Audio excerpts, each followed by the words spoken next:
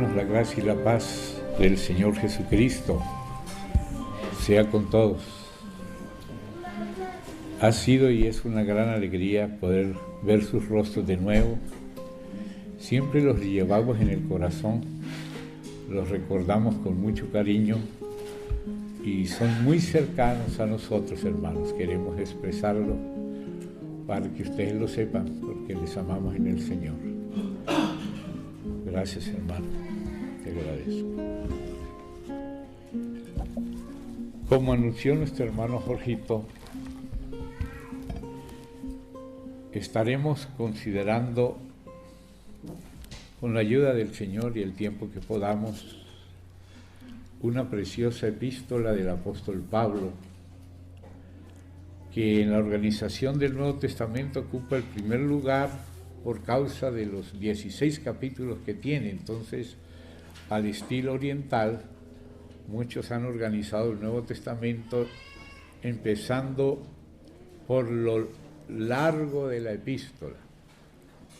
Tanto Romanos como Primera a los Corintios tienen 16 capítulos y por eso la pusieron de primero.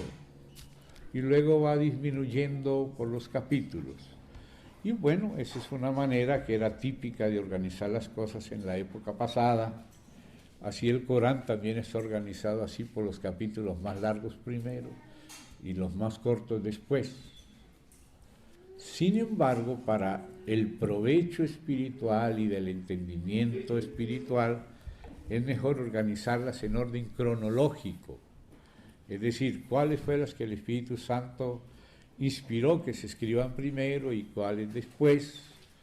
Entonces realmente el orden cronológico es un orden diferente, que es bueno tenerlo en cuenta porque así nosotros vamos viendo cómo la revelación va siendo progresiva y va llegando a darse en un proceso de maduración tanto del propio apóstol como del ministerio del apóstol según las necesidades de la iglesia. Entonces, por eso digo estas cosas en breves minutos. Realmente la epístola más antigua y primera fue la epístola a los Gálatas.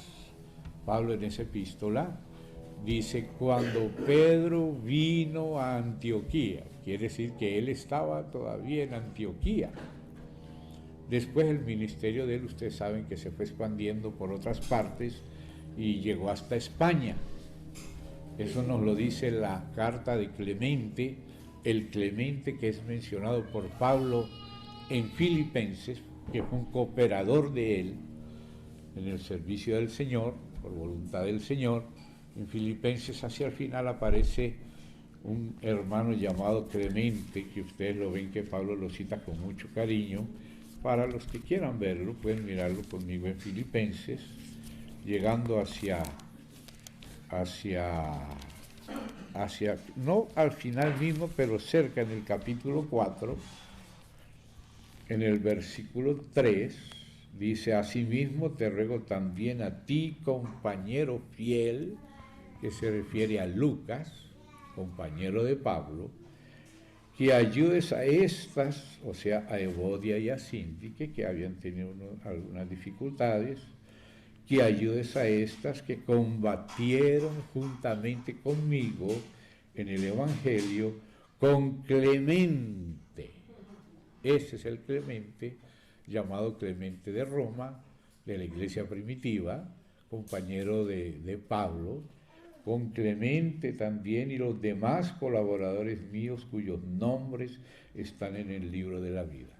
Este Clemente escribió después 2 epístolas que fueron muy valoradas en la iglesia primitiva, inclusive algunas de las iglesias la tenían incluida la primera de Clemente dentro del canon del Nuevo Testamento, solo que no fue un sentir general de todas las iglesias, sino de algunas, y al final no quedó, pero sí era muy conocida, y en esa epístola es que sabemos que Pablo llegó hasta Roma, y sabemos también cómo mataron a Pedro, etcétera. Algunas noticias de la iglesia primitiva nos llegan por esta primera epístola de Clemente, ¿no? Entonces, por eso les mencioné esto. Pablo entonces escribió primero a los Gálatas, Luego escribió las 2 cartas a los tesalonicenses, por ahí entre el año 48, 49, y un poquito después las 2 primeras a los corintios. Recién alrededor del año 57 escribió esta carta a los romanos sin haber ido a Roma todavía. Después él fue a Roma, donde murió, pero cuando escribió la carta él todavía no había ido a Roma, pero se adelantó con el Evangelio de Dios acerca de su Hijo Jesucristo, y el objetivo de la carta era ir presentando el Evangelio porque pensaba ir a Roma. Esta carta pues trata del Evangelio de Dios acerca de Jesucristo, y así comienza en el encabezamiento. Después ya vinieron otras cartas de la prisión, sobre todo, especialmente pues la de Colosenses, Efesios, Filipenses, y las llamadas cartas pastorales, la carta a Tito, las cartas a Timoteo y a Filemón. La última carta, que es considerada como el testamento de Pablo, es la segunda a Timoteo. Hebreos, que algunos las ascriben a Pablo, realmente pertenece más a Lucas, y eso lo trataremos cuando lleguemos a ver la iniciación rápida, porque eso no es lo esencial, pero de todas maneras es bueno decir por qué decimos que Hebreos fue escrita por Lucas, aunque tiene temas de Pablo, claro, si ellos dos andaban juntos mucho tiempo. Pablo y Lucas eran compañeros, no es raro que tengan un pensamiento conjunto, similar. Pero eso lo veremos con más detallitos después. Hoy vamos a concentrarnos en Romanos. Romanos ha sido una epístola que siempre que se la considera con cuidado en la historia de la Iglesia ha producido avivamientos. La Reforma surgió del estudio minucioso de Romanos que hizo Lutero. Y antes de eso ya había sido estudiada también por hermanos como el propio Agustín, que fue un hombre muy usado por Dios, que comentó varias de las epístolas. También cuando hubo el conflicto contra el liberalismo y el escepticismo teológico, el gran golpe que dio Karl Barth al liberalismo de Bultmann y de otros, habiendo él nacido en el liberalismo escéptico, cuando se puso a estudiar los romanos, Dios le cambió el corazón a Barth, y Barth puso una bomba en el terreno del liberalismo en el cual él venía, y con esa bomba surgió lo que se llama en la historia de la Iglesia la teología dialéctica, que al fin hasta el propio Bultmann, después de que Barth publicó su comentario a la epístola a los romanos, se quedó el gran cabeza de los liberales, Rudolf Bultmann, se quedó callado 2 años. Y después de los 2 años tomó la posición de la línea de Barth, que también era liberal, pero la epístola a los romanos le dio un gran golpe que lo hizo volver a la neo-ortodoxia. No dio el paso completo, pero dio bastantes pasos. Después Vercouver dio el paso más completo, ¿verdad? Y completó, digamos, lo que Barth no logró dar, pero ha sido dentro de la teología universal de las cosas más importantes que han acontecido, y todas teniendo que ver con la epístola a los romanos. Entonces, vamos a entrar. El tiempo que tenemos realmente es corto, porque esto merecería una consideración mayor, pero bueno, sabemos que el Señor es el que está en la providencia de todo y nos hemos encomendado a Él, amén, y en Él esperamos. Yo juntamente con ustedes me siento también con ustedes a mirar hacia el cielo, a mirar hacia el Señor, confiando que Él nos ayude. Entonces, hermanos, abramos la palabra allí en Romanos y vamos a introducirnos en el atrio del tabernáculo. Acuérdense que esta epístola es llamada así. Miren cómo lo dice Pablo. Vamos a empezar desde el 1:1, en el nombre de nuestro Señor. Señor, invocamos tu nombre y nos confiamos en ti. Gracias, Padre, porque podemos ponernos en tus manos, porque tú nos has traído hacia ti. En el nombre de Jesucristo. Entonces leemos delante de nuestro Señor, que quiso usar mucho esta carta de su siervo.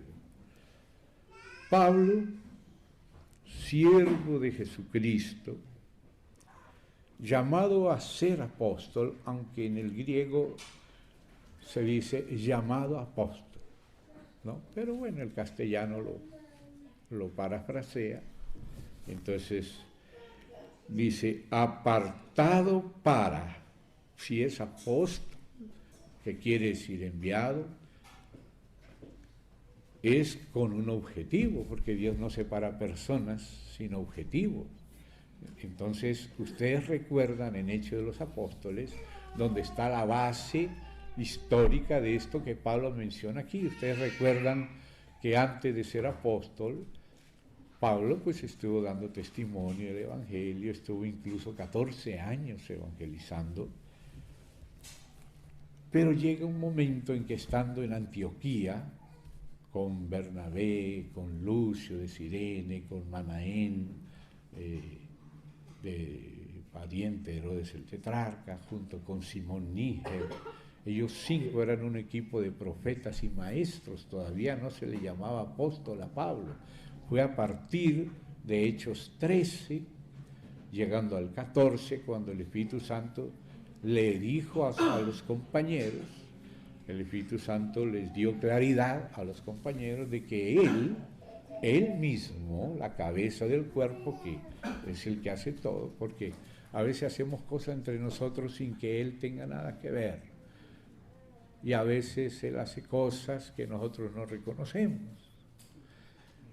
Y Pablo por eso en su carta primera a los Gálatas, él dice, apóstol no de hombre, ni por hombre, porque el que hace a los apóstoles los envía directamente, y no solo a los apóstoles, sino también a todos los demás siervos, como dice en Efesios 4, que Él mismo, que descendió a las partes más bajas de la tierra, ustedes saben que el Señor descendió al Hades, y descendió también al Tártaro, o sea, donde están los muertos, y donde están los ángeles caídos en prisión, que ese es el Tártaro, que se le llama también infierno en Pedro cuando habla de esos ángeles, pero que el original griego le dice Tártaro, que es como decir otra sección todavía más abajo, de las partes, por eso el plural, las partes más inferiores de la tierra. No es una sola parte, tiene varias partes. Y el Señor Jesús descendió a ambas partes, descendió al Hades, que es el Seol en hebreo, Hades en español, la misma cosa, y descendió también al Tártaro, que es la prisión de los ángeles caídos, aquellos que tomaron mujeres antes del diluvio y les engendraron estas criaturas híbridas, hijos de ángeles caídos con mujeres, y eso tiene su historia que no estamos entrando ahora en ella, pero lo estamos recordando por causa de lo que es el Tártaro, las partes inferiores de la tierra, ¿ve? Entonces, eso está declarado en la palabra, y aquí dice Pablo, siervo de Jesucristo. Qué precioso, él no se presentaba como funcionario de alguna entidad religiosa, que a veces nosotros pensamos, bueno, tenemos el título de tal cosa, buscamos títulos, buscamos posiciones, pero Pablo lo que le importaba era servirle a una persona viva, que es el Hijo de Dios, a quien el Padre puso por cabeza de todas las cosas y de todo principado y potestad, y sobre todo cabeza de la iglesia, porque Él es cabeza sobre todo dado a la iglesia. Amén. Y Él era siervo de una persona, tan fácil que es deslizarse por causa de nuestra incredulidad a servir a entidades, porque las entidades nos pueden asegurar un sueldo, un salario, y las personas queriendo recibir un salario en vez de servirle al Señor por motivo de incredulidad y de necesidades económicas, entonces le sirven a entidades. Pero Pablo le servía a una persona, que era el Hijo de Dios. Al servirle a Él, le sirvió al Padre mismo. Amén. Y luego dice, llamado apóstol, y por eso hicimos esa transgresión, llamado apóstol o a ser apóstol, enviado directamente apartado para el Evangelio de Dios. ¿De dónde viene esta palabra de Pablo, apartado? Viene del Espíritu Santo que dijo, apartadme a Bernabé y a Saulo para la obra que los he llamado. Y esa obra era el Evangelio de Dios acerca de Jesucristo. Entonces, eso se dice, apartado para el Evangelio de Dios, para ir a llevar el Evangelio de Dios. Ahora, si yo me salto aquí la primera frase del verso 2, donde dice Evangelio que él había prometido antes por sus profetas en las Santas Escrituras, esa es una primera digresión. Pablo acostumbra a hacer digresiones. Entonces él está diciendo que ese Evangelio no es una ocurrencia nueva, sino que ese Evangelio había sido prometido antes por los profetas de Dios en las Santas Escrituras. Aquí las Santas Escrituras se refiere al Antiguo Testamento, y ahí vemos cómo hay una relación del Nuevo Testamento con el Antiguo, porque el Nuevo Testamento es el Evangelio de Dios, pero que había sido prometido antes en las Santas Escrituras. Las Santas Escrituras de antes son las del Antiguo Testamento. Ahí está la profecía acerca de Cristo, la genealogía de Cristo, la tipología de Cristo y la preparación para la venida del Señor Jesús en su primera venida. Y vemos que no podemos tener el Evangelio sin tener el Antiguo Testamento, porque ahí fue que fue preparado, anunciado y se comenzó a desarrollar no solo la profecía y la tipología, sino la propia genealogía del Mesías. Amén. Entonces, no podemos dejar el Antiguo Testamento de lado, porque el Antiguo Testamento es donde están las raíces. Porque cuando se habla del Señor Jesús, raíz y linaje de David, linaje es de David para adelante. Jesús es el linaje de David y se le llama así a continuación aquí, como ustedes lo ven en el mismo verso 3, acerca de su Hijo nuestro Señor, que era del linaje de David según la carne. Eso era lo que Cristo llegó a ser cuando se encarnó en el tiempo de Augusto César. Pero antes de que él naciera como hombre, él ya preexistía eternamente con el Padre. Y también ya el Espíritu de Cristo, como enseña el Espíritu Santo por el apóstol Pedro. Mírenlo, si lo quieren ver. Vamos allí a Pedro y vamos a buscar en la primera de Pedro, capítulo 1, una expresión que es necesario que la tengamos presente: la preexistencia de Cristo como raíz de David. Él no solamente llegó a ser un hombre, pero él ya era la persona del Hijo de Dios desde la eternidad con el Padre, y su espíritu ya obraba en los profetas, y su espíritu ya se proyectaba en la vida de sus siervos, como en José, incluso antes en Isaac, después en David, y hablaba a través de David. Y David hablaba como si fuera Cristo crucificado: radaron mis manos y mis pies, ¿no? Fue traspasado, tengo sed, y todas esas anticipos de Jesucristo que se dieron en David y en el Antiguo Testamento. Por eso él es la raíz y el linaje de David. Antes de David, desde la eternidad y en la creación y en todo el Antiguo Testamento hasta David, él fue la raíz de David. Y a partir de la descendencia de David, que tuvo muchos hijos, pero vino una descendencia, ¿verdad?, por la cual Cristo después nació en la carne. Entonces ahí es el linaje de David.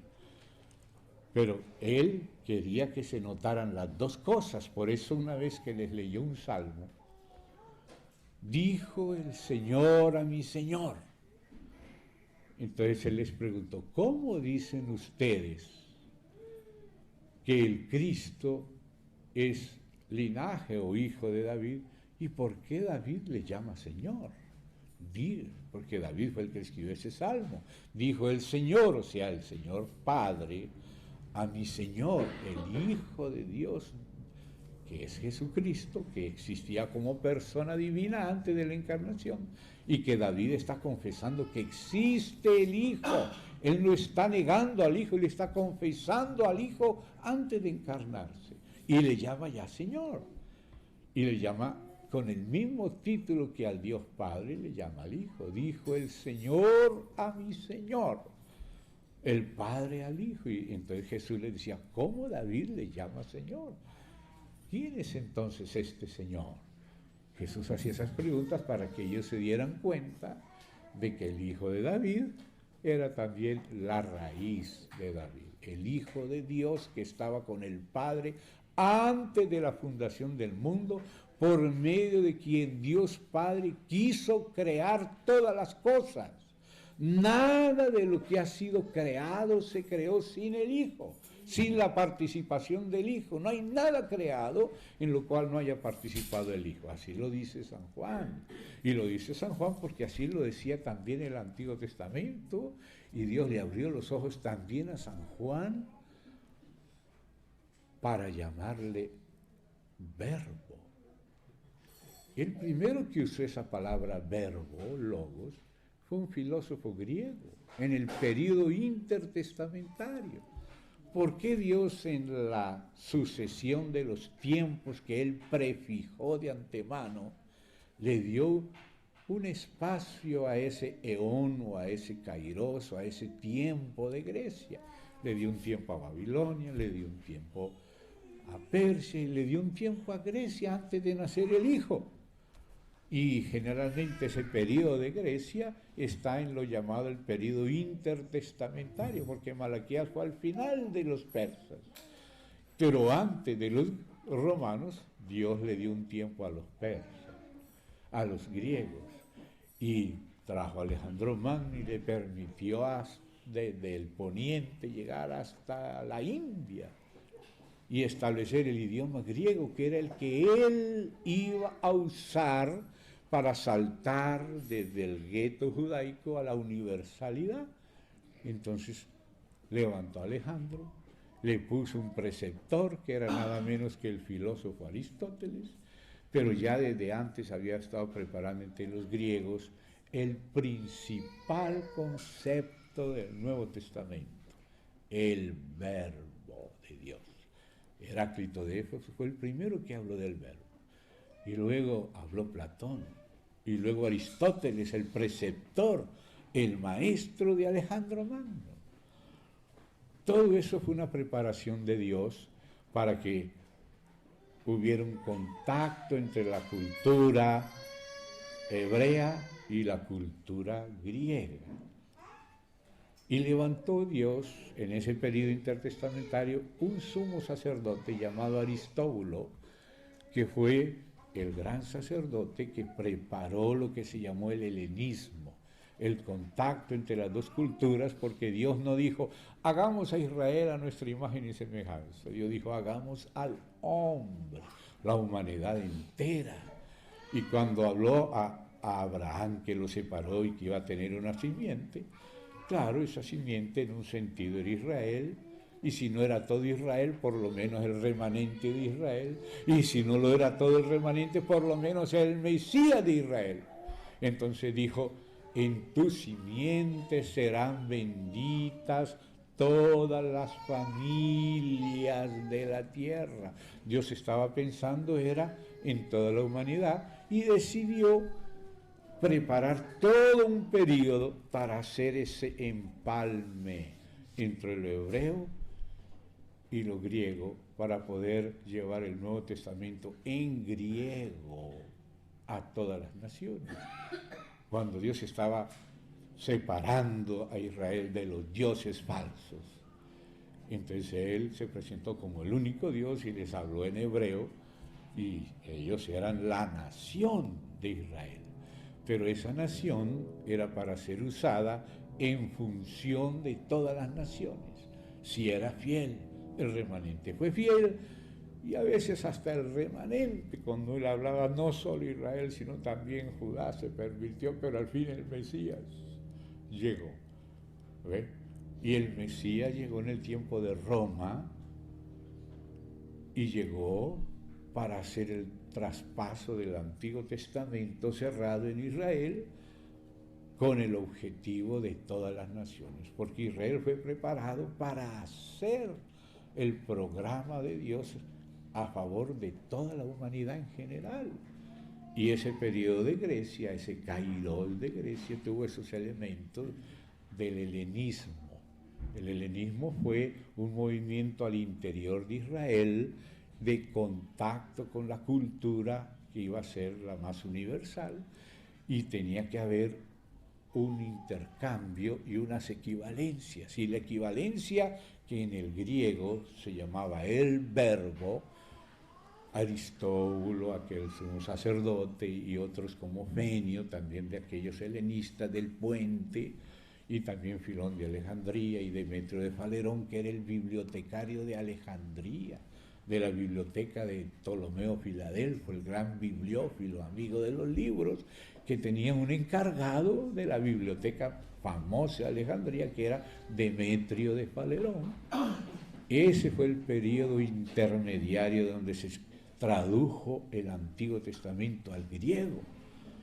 Y cuando ustedes leen el Nuevo Testamento, ven que en el Nuevo Testamento se hacen muchas citas del Antiguo, pero se hacen la mayoría según la Septuaginta. La Septuaginta es la versión de los 70, que nos cuenta Aristeas en una carta que le escribió a su hermano Filócrates, nos cuenta la historia de Demetrio de Falerón, que le aconsejó a Ptolomeo Filadelfo de que si tenían tantos libros importantes, ¿cómo no iban a tener el más importante de todos, que era el libro de los hebreos, o sea, el Antiguo Testamento? Entonces mandaron una delegación para que les permitiera traducir ese libro para tenerlo en la biblioteca de Alejandría. Y 70 ancianos, cuenta aquella historia, fueron los que hicieron la traducción del Antiguo Testamento al griego, y como fueron 70, se llamó la versión de los 70, y de ahí viene Septuaginta. Y esa Septuaginta, la mayoría de las citas del hebreo hechas en griego en el Nuevo Testamento, la mayoría provienen de la Septuaginta. Entonces Dios se da cuenta cómo estaba preparando para pasar de lo apenas judío a toda la humanidad. ¿Se da cuenta? Entonces fue un trabajo de Dios. Y en esta carta a los romanos, en la carta a los gálatas, a los corintios, ustedes ven ese traspaso. Y justamente Pablo es uno de los abanderados, fue el maestro constituido por Dios y apóstol de los gentiles para trasladar el evangelio, que debía comenzar en Jerusalén y seguir por Judea. Y primero les dijo: por tanto no vayan al camino los gentiles, sino concéntrense primero en las ovejas perdidas de la casa de Israel, primero en Jerusalén, luego en Judea y a Samaria, y ahí sí después hasta lo último de la tierra. Y necesitamos tener esa panorámica y ver el orden de las epístolas para que el Nuevo Testamento nos lo podamos ver de una manera dentro de una gran cosmovisión, no aislado, sino dentro de la visión bíblica. Entonces, ahí empata el libro de Hechos, empata las epístolas de Pablo, las otras epístolas. En otros países, especialmente de la Europa Oriental, países como Rumania, como Bulgaria, las naciones eslavas, incluso Rusia, incluso Turquía, el Nuevo Testamento, antes de tener las epístolas de Pablo, tiene las de los apóstoles. ¿Por qué? Porque realmente el Nuevo Testamento no comenzó con Pablo, sino con los apóstoles. Y había una trilogía de apóstoles ahí que Pablo mismo llama columnas. En la primera carta que escribió Pablo, que fue a los Gálatas, ya se refiere a 3 columnas que Dios le obligó a reconocer. Y dice, y para no andar predicando así inseguro, me fue dada una revelación que vaya a conversar con Jacobo, con Cefas y con Juan, y a exponerles en privado el evangelio que predico. Y ellos me oyeron y me dieron la 10ª comunión y no me añadieron nada más, solamente me pidieron que me acordara de los pobres. Y ustedes saben cuánto Pablo trabajó también en eso y ayudó a la iglesia en Jerusalén al respecto. Pero fíjese que el mismo Señor, y lo cuenta el mismo Pablo y está en Hechos de los Apóstoles, le mandó por una revelación ir a conversar con Jacobo, con Cefas y con Juan. Y por eso esas iglesias que les mencioné de los países orientales, que estaban más cerca donde se formó el Nuevo Testamento, colocan después de Hechos de los Apóstoles las epístolas universales de Santiago, Pedro, Juan y Judas. Y después colocan las de Pablo y por último Hebreos y Apocalipsis, siendo más lógico, porque Pablo fue dirigido a hablar en privado del Evangelio y a exponer a ellos que habían sido apóstoles antes que él, el Evangelio que él predicaba, y después ellos lo oyeron, se alegraron, vieron la gracia que le había sido dado a Pablo para los gentiles, pero el Señor dijo, ustedes van primero a las ovejas perdidas de la casa de Israel, y por eso Pablo en Gálatas dice que esos son los apóstoles de los judíos.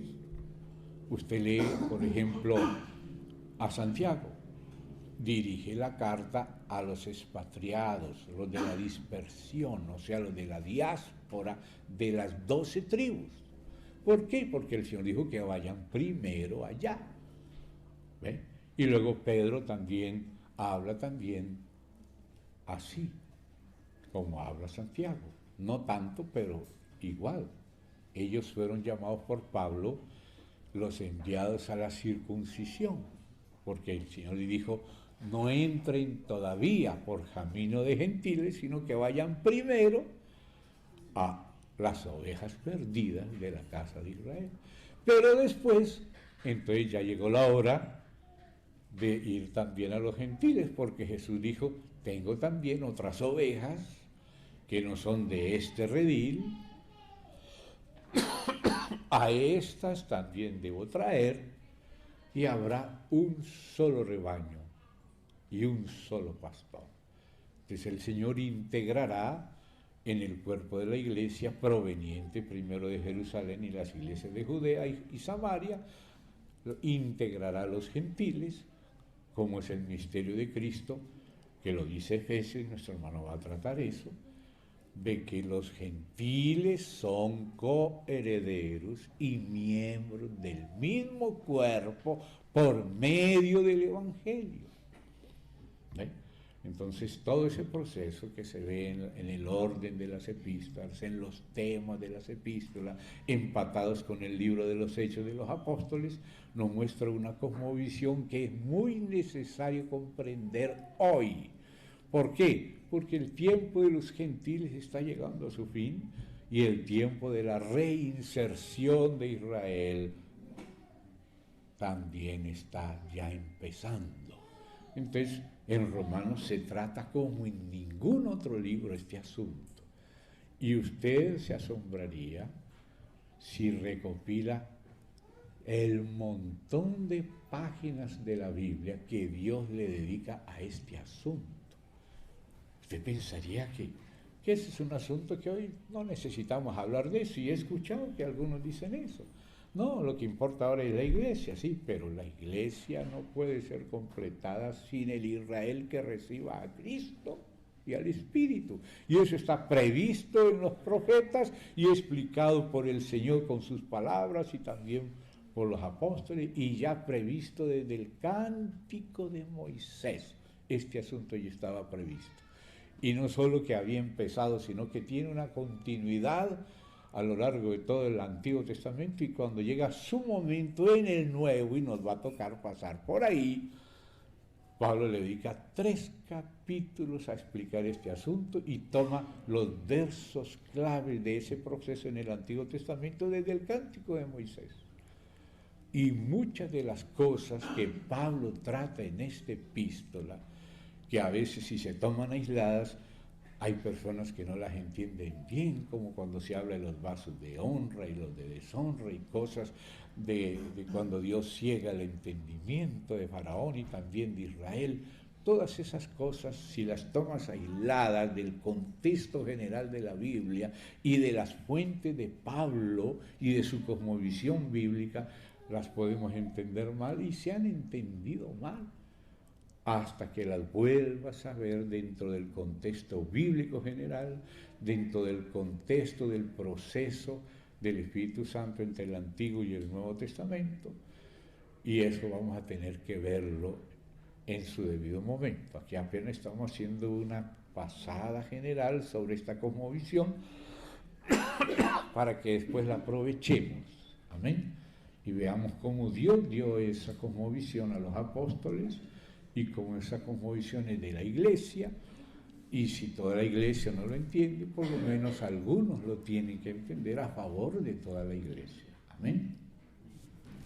Entonces estamos en Pedro, primera de Pedro, para ver a Cristo en el Antiguo Testamento obrando por los profetas en relación al Nuevo.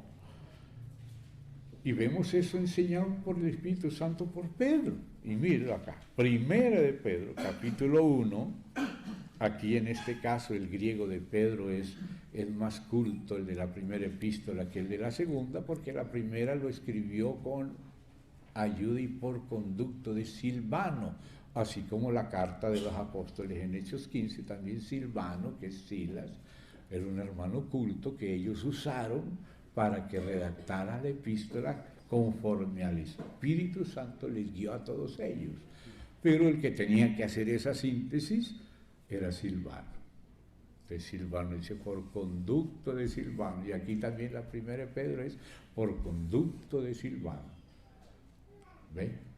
Y eso se nota en el griego de la primera epístola, más culto que el de la segunda, donde estaba Pedro solo, pero no abandonado el Espíritu Santo.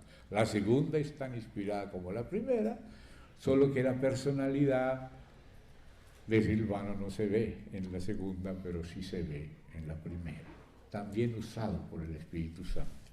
Entonces aquí en la primera de Pedro, con ayuda de Silvano, como ustedes lo pueden ver aquí al final, ¿verdad?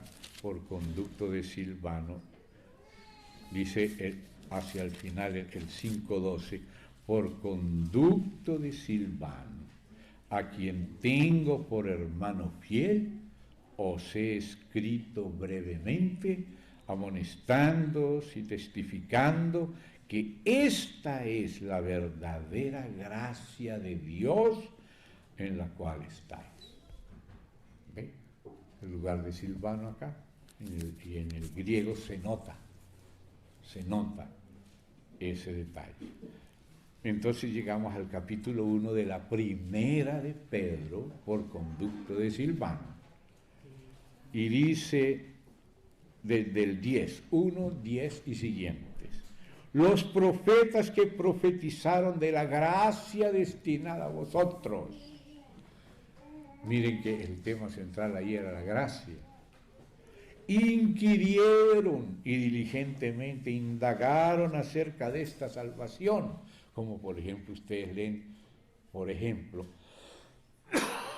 no solo, pero tome a Daniel, vaya al capítulo 7 y ve Dios cómo empieza a hablar de esta salvación, porque es que la salvación no es solo el perdón de los pecados, la salvación continúa con el reino y termina con el reino eterno, como las visiones que vio Daniel.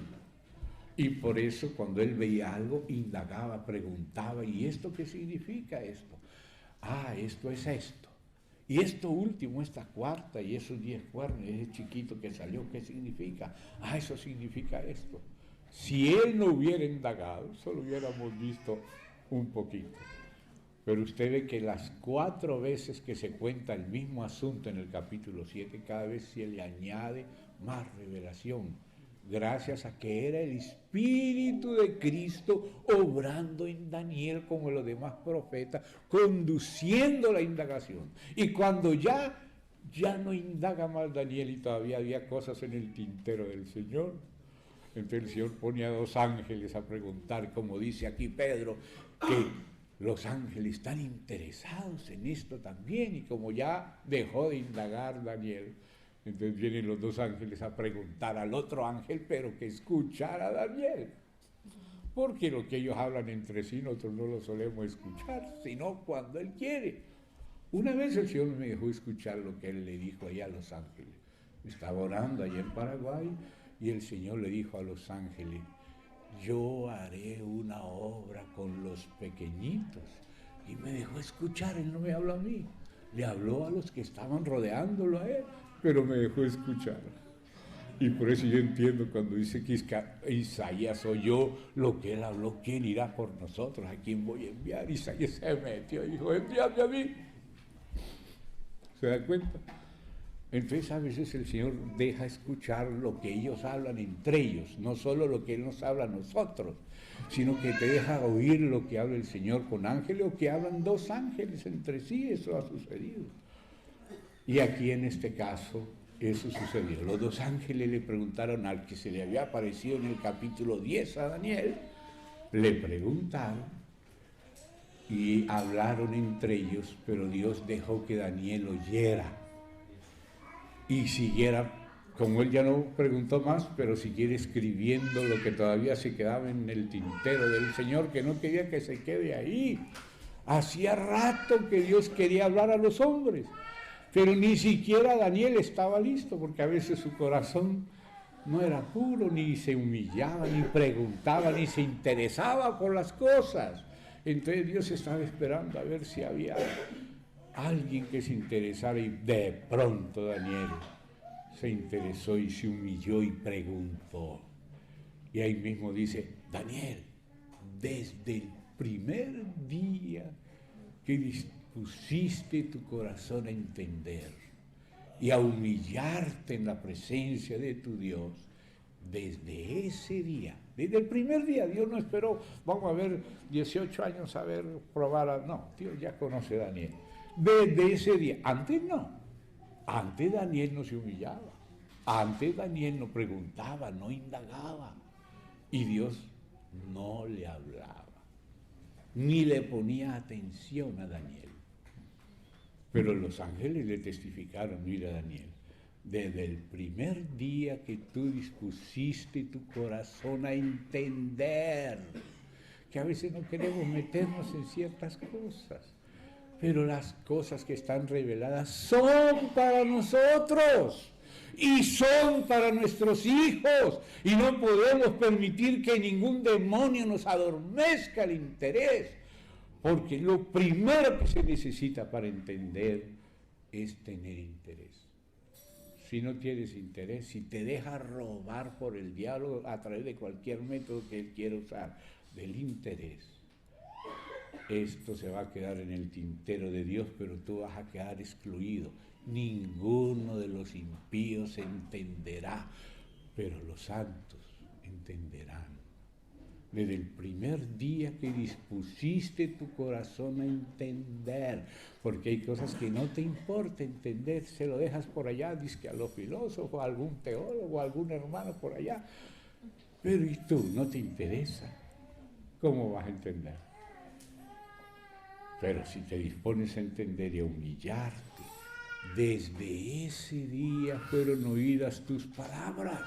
Y no solo eso, sino que a causa de tus palabras, Dios comenzó a tener en cuenta tus palabras en el cielo para obrar sobre la tierra, obrar en la historia.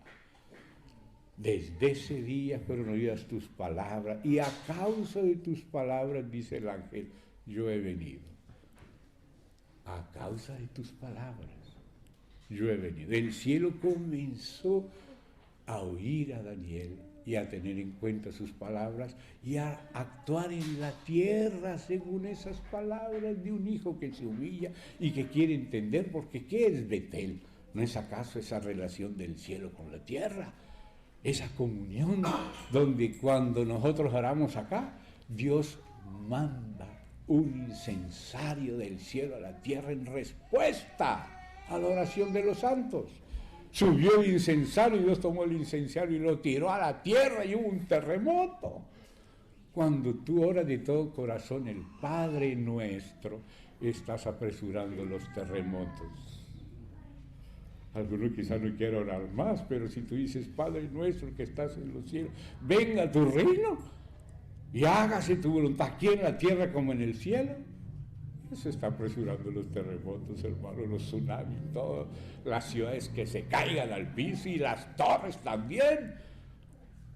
Porque el Señor dijo que Él iba a remover lo removible para establecer su reino. Pero si no hay quien esté interesado en que venga su reino, pues puede que se queden todos los shopping tranquilos y la gente sigue yendo al shopping y sigue ocupada en las cosas de la tierra muy feliz y no quiere que venga el reino del cielo. Una vez que prediqué algo así parecido a esto, un niño le dijo a su papá, yo quería ser médico, pero ya no voy a poder ser médico. Dijo el muchacho, él quería ser médico, no quería que viniera el reino de Dios hasta que él no terminara de ser médico. Ay, ay, ay. ¿Usted no cree que eso le duele a Dios? Que estemos más interesados en ser médicos que en que venga su reino. Él dijo que oremos para que venga su reino. Claro que esas oraciones llegan. ¿Qué significa que venga tu reino? Significa exactamente esto, que pase este mundo. Eso, venga tu reino quiere decir que pase este mundo. Maranata quiere decir que el Señor venga, pero si Él viene, tiene que derribar todo lo removible. Así que, hermanos, a veces queremos que no se nos remueva la tierra, pero quizás sea mejor que se remueva cuanto antes. Pero para eso la iglesia tiene que estar lista. Por eso un remanente tiene que concordar con el corazón de Dios, entender a Dios y colaborar con Dios. Mire lo que aquellos dos profetas van a tener que hacer. Van a tener que pronunciar plagas contra el mundo. Y la gente le va a tener un odio, y por eso cuando el anticristo consigue matar a esos dos profetas de Apocalipsis 11, se van a enviar regalos, porque ellos querían era eso. Ahí van a pensar de que por fin vencieron a Dios. Y a los 3 días y poquito, Dios los resucita a 2 testigos para que se crea la verdad de la resurrección de Cristo. Ahora van a resucitar 2 y van a ascender delante de todo el mundo y la televisión lo va a filmar y va a ser visto en directo por toda la tierra, que Dios sí resucita a los muertos y sí resucitó a Cristo, y por eso esos 2 profetas que hacen las señales que hizo Moisés y Elías, pero no solo en el ámbito de Israel y Egipto, sino en el ámbito mundial. Las plagas de Egipto van a repetirse intensificadas y van a ser pronunciadas por 2 profetas de Dios, que harán lo que hicieron Moisés y Elías. No lloverá sino por mi palabra. Y cerró el cielo 3 años y medio en figura de la gran tribulación. Hermanos, debemos entender eso. Estas cosas no tienen que ser raras para nosotros. Es la hora cuando tenemos que estar bien familiarizados con esto. Amén. Desde ahora nuestra vida tiene que ser sobrenatural, porque nada puede superar estos males que vienen, esta prueba que ha de venir para probar el mundo entero, si no se vive una vida sobrenatural de verdad con Cristo.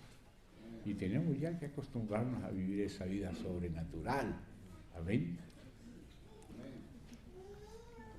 El Señor se aparecía y se desaparecía, porque los apóstoles pues habían estado por lo menos 3 años y medio acompañándolo. porque el requisito para ser de los apóstoles era haberlo visto desde el ministerio de Juan el Bautista hasta la ascensión. Y después el Señor tenía que irlos acostumbrando a no verlo. Entonces se aparecía y se desaparecía y se volvía y se aparecía y se desaparecía, pero cuando se aparecía les demostraba que cuando no lo estaban viendo, Él estaba y oía. Ven, Tomás, tú dijiste que querías meter tú. Él no lo había dicho a la vista de Jesús, pero sí a la vista del Jesús resucitado que él no veía. Él pensaba que no estaba, que lo que él decía no lo oía él. Cuando se apareció, ahora estando él, ahí se dio cuenta que Jesús lo llamó por las palabras que dijo y lo que sintió cuando Tomás no lo estaba viendo a Jesús, pero Jesús sí estaba viendo y oyendo a Tomás.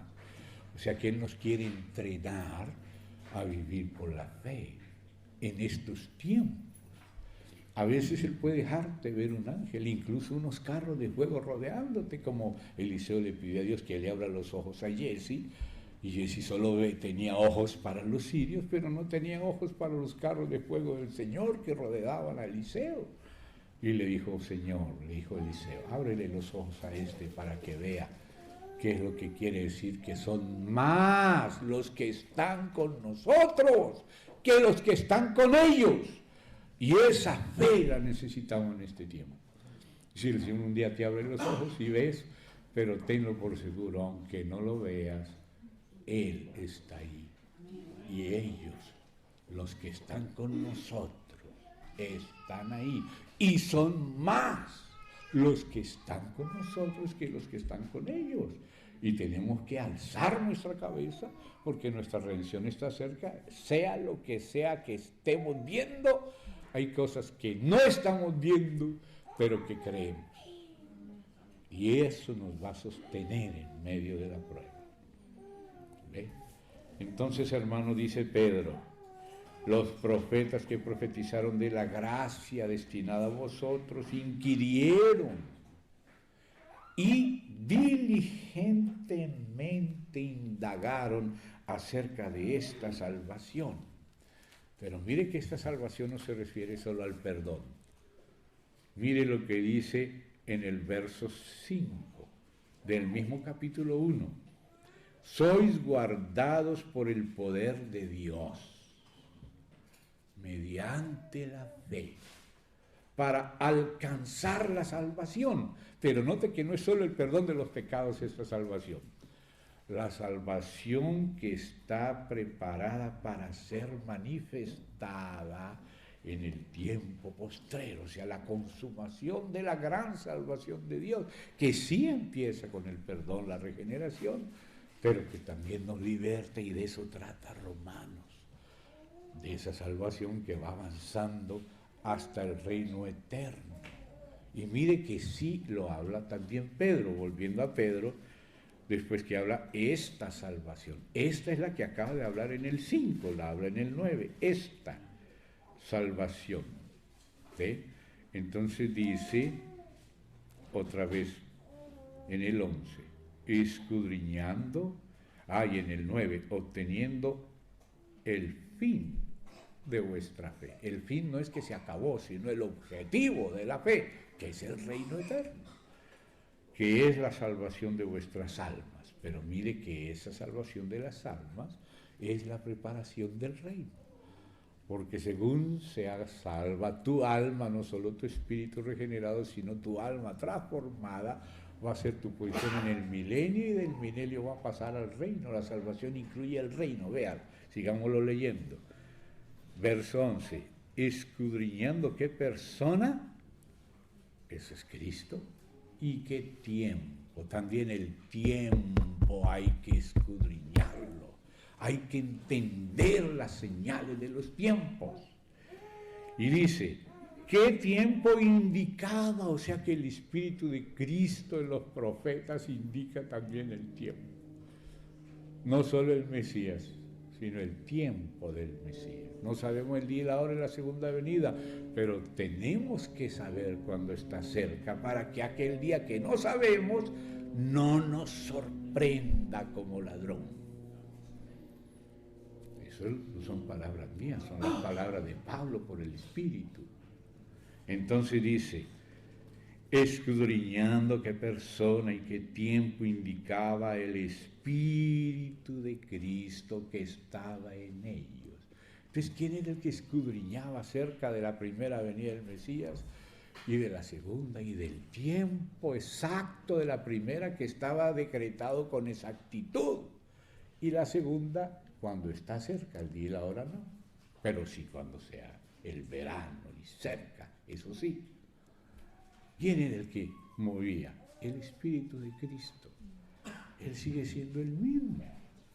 No piense que cuando lee Daniel se apartó de Cristo y dice, no, ¿para qué voy a leer cosas escatológicas? Porque me aparto de Cristo. Al contrario, es Cristo el que profetizó y preparó y produjo esta indagación para poder, sí, cuando paró la indagación, vienen los angelitos a preguntar, para que oiga Daniel lo que él no preguntó más. Dios quería decir más, ahora fueron los ángeles que también están interesados, porque la película que está de moda en el cielo es la edificación de la iglesia y es las bodas del Cordero.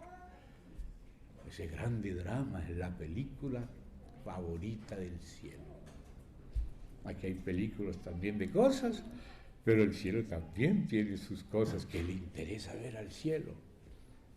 Y de eso estamos hablando acá, que somos espectáculo a los ángeles, y aún a Dios y aún a los hombres, porque inclusive hay muchos hombres que ya murieron y hay una gran nube de testigos.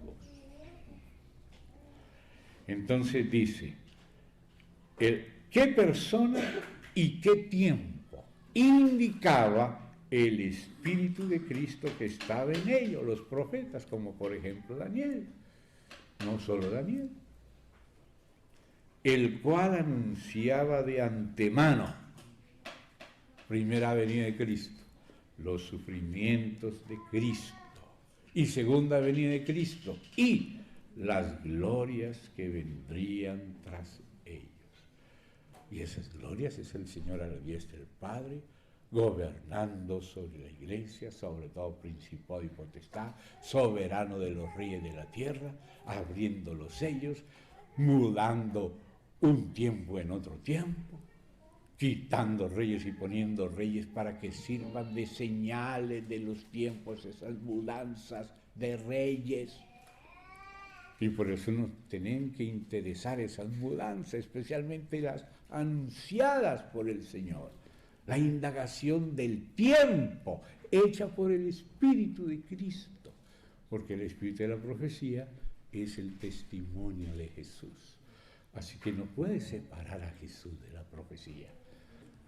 Aún Pedro que dice, tenemos la palabra profética más segura, a la cual hacéis bien, no mal, bien en estar atentos. Entonces dice así, los sufrimientos de Cristo y las glorias que vendrían después, lo que tiene que ver con la primera, propósito de la primera y el propósito de la segunda, porque cuando Él venga, cuando Cristo, nuestra vida, se manifieste en gloria, nosotros también seremos manifestados con Él en gloria, en la primera resurrección. Los muertos resucitarán primero, los muertos en Cristo, los demás después del milenio. Y nosotros, o cualquiera que queden vivos, que es una minoría, seremos transformados para recibir al Señor en el aire y estar siempre con Él y reinar con Él. Esas son las glorias que vendrían tras ellos. A estos, a los profetas, como por ejemplo Daniel, se les reveló que no para sí mismos. Daniel, ¿no entendiste esto? Anda, Daniel, ve y descansa tranquilo, porque esto no se va a entender ahora. Eso se va a entender en el fin. Así que tú ve y descansa, y al fin de los días te vas a levantar, vas a recibir tu heredad. Fíjese que eso lo dice en el 12 de Daniel, en el 12 donde habla de la resurrección de los muertos, tanto la de los justos como la de los otros, que van a resucitar después del milenio. Y del anticristo se habla en el 11. Y de la resurrección, incluso la de Daniel, se habla en el 12. Eso quiere decir que la resurrección es después de la tribulación, que la tribulación se describe desde el 11:31 de Daniel, la gran tribulación. Y ahí la describe el gobierno del anticristo, y después dice, y en aquellos días se levantará Miguel y tal y tal y tal, y de pronto ahí habla en ese contexto de la resurrección, y sigue hablando hasta el final del 12. Y al fin de los días, tú, Daniel, te vas a levantar. Así que no te preocupes si tú no entiendes. No vas a entender hasta que no empiezan a suceder las cosas. Pero cuando empiezas a suceder las cosas y empiezas a comparar la profecía con lo que empieza a suceder, ahí empiezas a entender. Y en la medida que sucede más, entiendes más. Y ves cómo todo se va acomodando conforme a la profecía. Así que tenemos que conocer la profecía, estar atentos y vigilando a ver qué está sucediendo, vigilando las señales de los tiempos. Entonces dice acá, a estos, como a Daniel, entre los profetas, se les reveló que no para sí mismos, sino para nosotros administraban las cosas que ahora, note lo que es propio del Nuevo Testamento, os son anunciadas por los que os han predicado el Evangelio por el Espíritu Santo.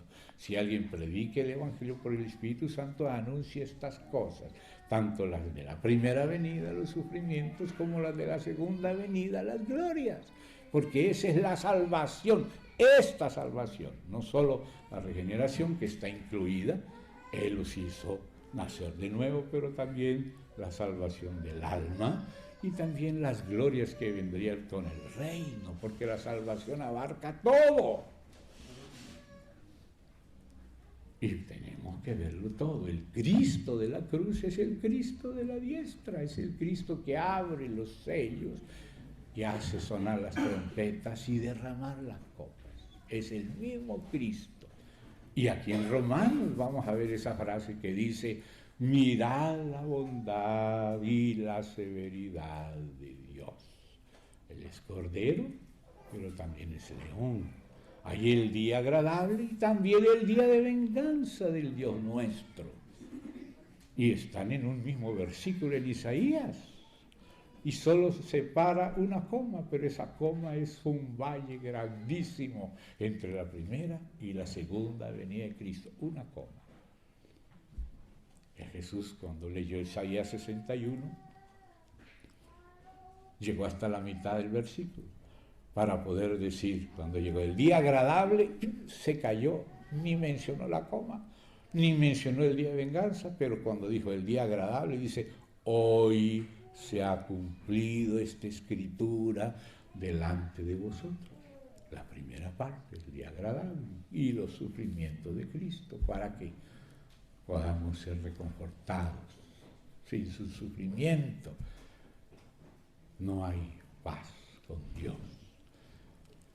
Pero el día de venganza, después de la coma, no lo leyó porque si no, no hubiera podido decir hoy. Y Miqueas nos habla de las dos venidas. Él habla de la venida de Cristo, ahí cuando habla en Belén y cuando habla del 1 y el 2, pero en el 3 dice más, los dejará hasta...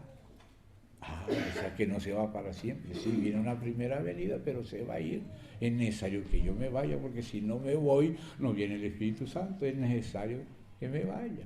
Entonces los dejará el Mesías, dice Miqueas 5:3, hasta que dé a luz la que ha de dar a luz. O sea, ahí cuando dé a luz la que ha de dar a luz, ahí, hasta ahí los deja, es decir, vuelve.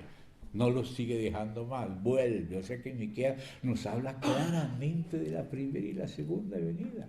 Y dice algo más que habla aquí Romanos en Miqueas.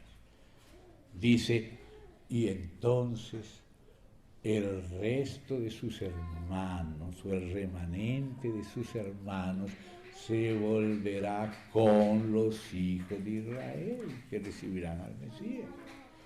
Y eso eran las otras ovejas que él tenía que traer para que haya de los varios rediles un solo rebaño y un solo pastor. Y de eso también trata el Evangelio, o sea que el Evangelio también habla de Israel y habla del reino, no solo del perdón. La gracia es desde que recibes a Cristo, aunque ya fue dada, decidida por Dios desde antes de la fundación del mundo, pero manifestada en la primera venida de Cristo y recibida cuando crees. Y ahí comienza tu camino en la salvación, ¿ve? Hasta la plenitud del reino, porque la salvación no es solo del infierno, la salvación es también de nosotros mismos, pero la salvación es la que se nos traerá cuando Jesucristo sea manifestado. La que habla aquí Pedro, hay la salvación que ya tenemos en el Espíritu y la que vamos disfrutando en el alma a lo largo de la vida, tomándola de la provisión que hay en nuestro espíritu regenerado, pero también adelantándonos a la vivificación de nuestros cuerpos cuando estamos exhaustos, cuando ya parece que no podemos, nosotros no podemos, pero Él sí puede, y nos fortalece aún en este cuerpo mortal, y luego cuando nos resucite, nos arrebate, nos dé en el tribunal de Cristo a cada uno su galardón, y empiece el reino milenial y continúe con el eterno. Esa es la salvación que se nos traerá para nuestro cuerpo, porque este cuerpo todavía no está salvo. Este cuerpo se llama un cuerpo de humillación que nos humilla, pero el que tendremos será el cuerpo semejante al de su gloria. O sea que la salvación ya la tenemos en el espíritu y la estamos disfrutando poco a poco en el alma, pero también incluso hay adelanto de los poderes del siglo venidero en este cuerpo mortal, pero todavía hay mucho más.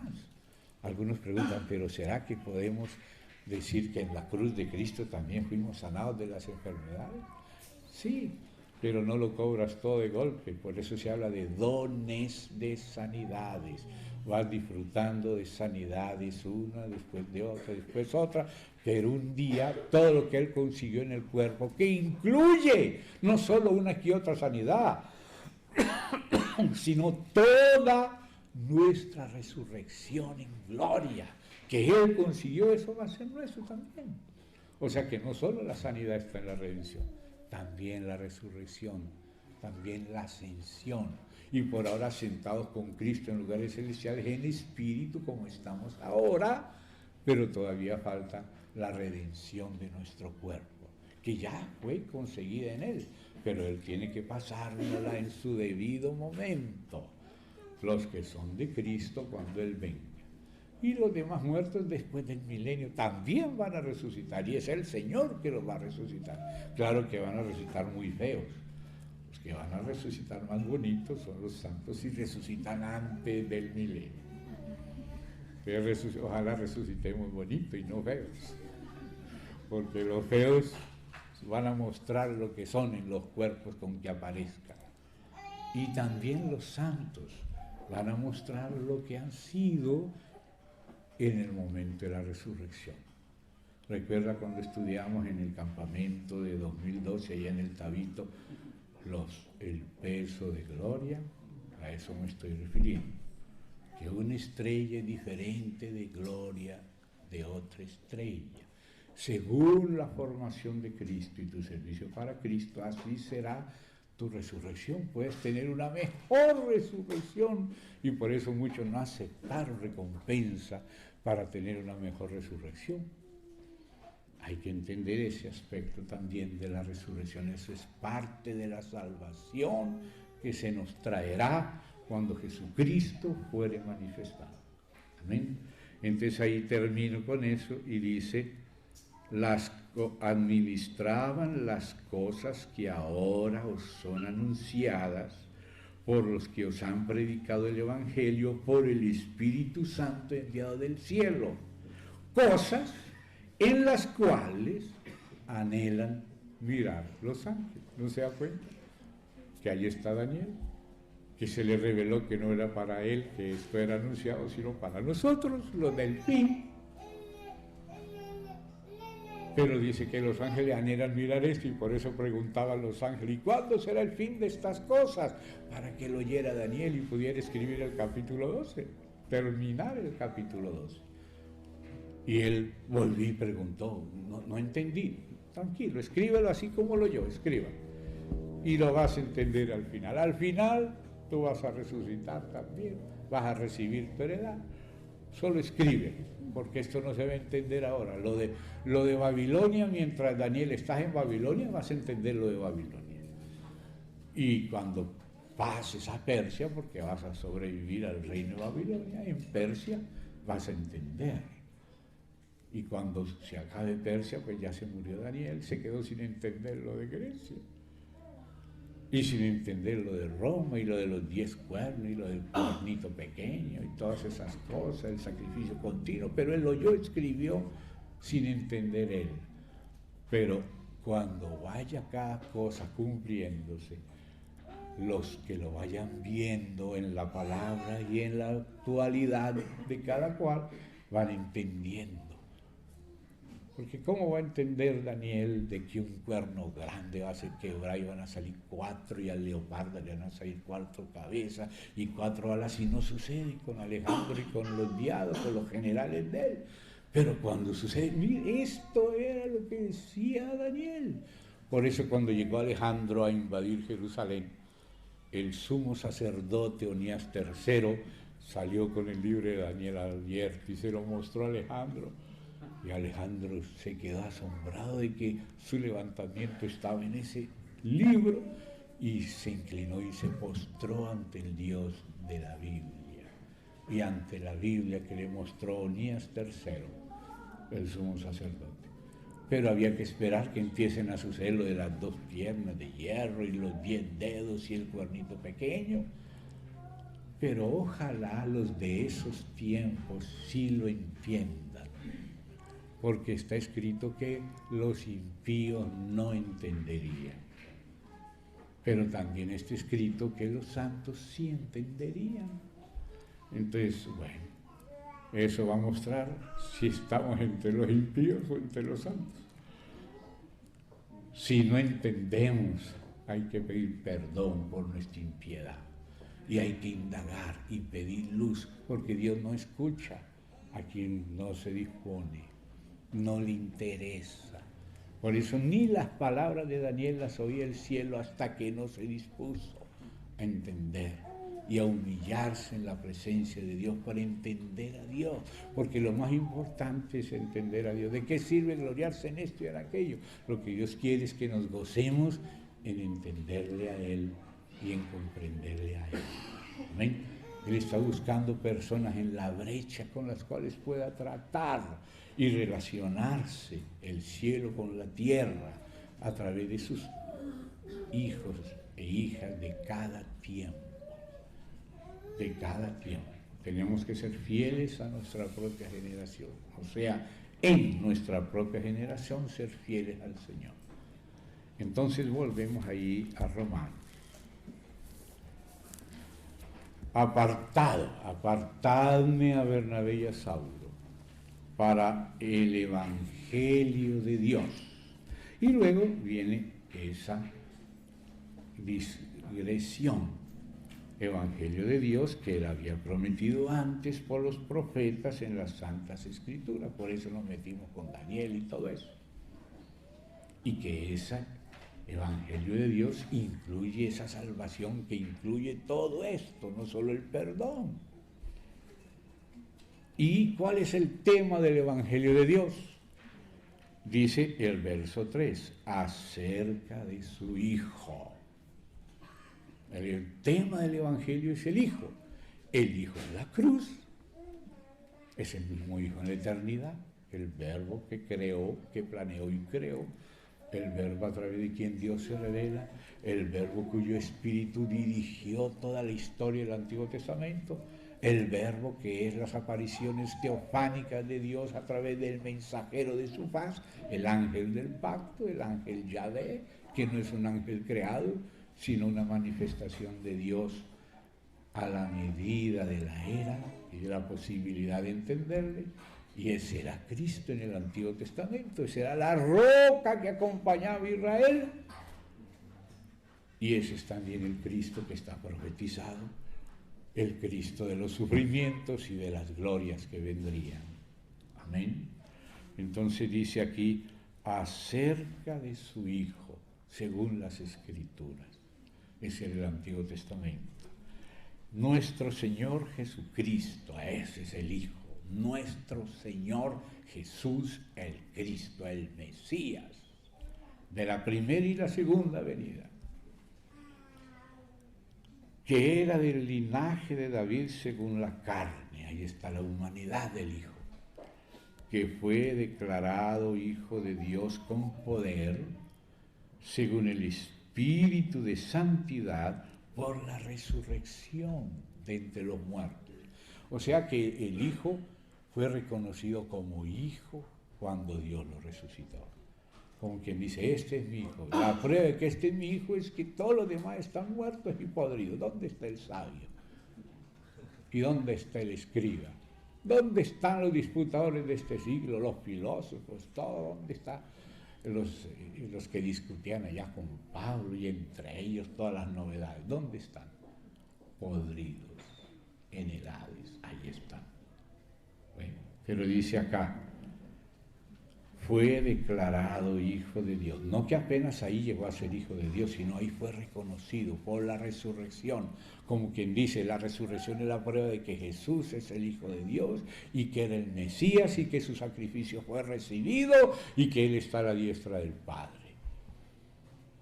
Entonces ese es el Hijo de Dios. Y dice, declarado Hijo de Dios por la resurrección de entre los muertos. Entonces ahí están incluidas también las provisiones de la resurrección, que incluye la ascensión, no solo las de la cruz. Claro que Él va a empezar desde el atrio, que empieza de aquí a poco en el versículo 18, pero mientras tanto está introduciendo el Evangelio de Dios acerca de su Hijo, que incluye también la resurrección y la gloria, no solo la cruz y la muerte. Que a veces la Iglesia lo que ha visto primero es eso, pero si solo ha visto eso, no se ha dado cuenta que el Evangelio de Dios, por una cara de esa moneda es el Evangelio de la gracia, y la otra cara de la misma moneda es el Evangelio del reino. La aplicación de la gracia a toda la vida, en este siglo y en el venidero y en el eterno. Dios nos dio y se nos dio por el Hijo y por el Espíritu, para dispensarse y formarse en nosotros y poder resucitarnos a su imagen, como dijo al principio, hagamos al hombre a nuestra imagen, conforme a nuestra semejanza y señoré. Y ahí está el reino. ¿Se da cuenta? Ahí está todo el proceso hasta el reino, señoré. Ese es el reino. Entonces dice acá, resurrección de entre los muertos, verso 5, y por quien recibimos la gracia. Pero también, y el apostolado también se recibe, porque ¿qué tienes que no hayas recibido? Y si lo recibiste, ¿por qué te glorías como si no lo hubieras recibido? O sea que no nos podemos gloriar en lo que hemos recibido, pero sí alegrarnos en el Señor sin pretender agrandarnos sobre los demás, porque todos hemos recibido al mismo Cristo. Entonces dice, por quien recibimos la gracia y el apostolado para la obediencia a la fe. La fe, es lo que dice San Judas, la fe que una vez ha sido dada a los santos, o que Pablo le llama en Gálatas, aquella fe que había de ser revelada, o que le dice a Timoteo, el misterio de la fe, que guarden el misterio de la fe. Ese misterio de la fe es el contenido de la fe del Hijo de Dios que ha sido pasado a la Iglesia. Porque la Iglesia crece en la fe del Hijo y crece en el conocimiento del Hijo de Dios. La iglesia crece, la iglesia ya recibió el Espíritu, pero el Espíritu le guía a toda verdad.